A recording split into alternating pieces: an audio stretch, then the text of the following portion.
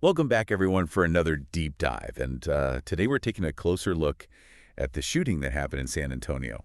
You guys have probably been following this story pretty closely, Mm. and it's a scary reminder of just how dangerous it is out there for those in law enforcement every day. We're talking about a situation where 4 San Antonio police officers were shot Yeah. and wounded responding to a call. It involved what they call a barricaded suspect. Yeah, and those situations are always tense, Yeah. when every single decision could be life or death. Oh, absolutely. And I've been thinking about those officers and their families too, hoping they make a full recovery. It must have been terrifying for everyone at the scene. Can you talk a little bit about the challenges that officers face when they encounter a barricaded individual? Sure. Barricaded suspect situations, those are really complex. They require, very specific tactics and a lot of expertise in negotiation strategies.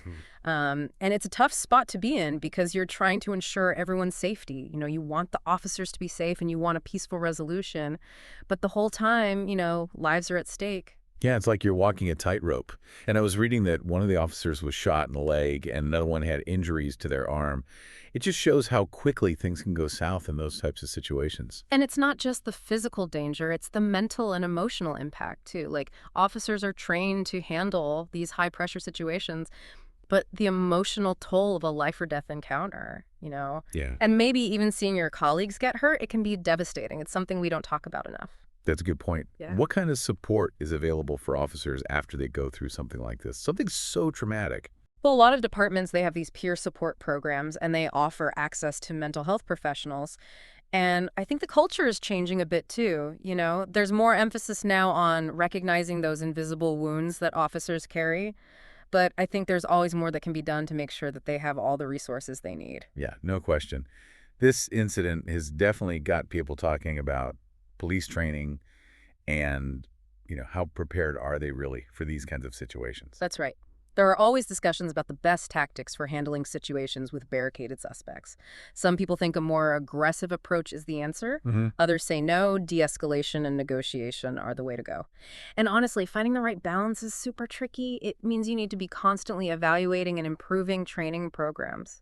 Yeah, for sure. It's definitely a reality check for all of us. I mean, this isn't just about reporting the news. It's about understanding the risks and the challenges that are involved in law enforcement every single day. And, it's about making sure we're supporting these officers the way they deserve to be supported. Absolutely. And I think it's also about having a conversation, Yeah. really trying to understand these really complicated situations. Yeah. It's so much more than just a headline. That's for sure. And we'll definitely be keeping an eye on this story as things develop.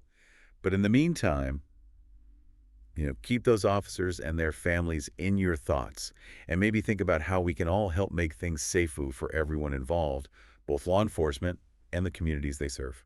Yeah. That's all the time we have for today's deep dive. Until next time, stay safe out there. See you next time.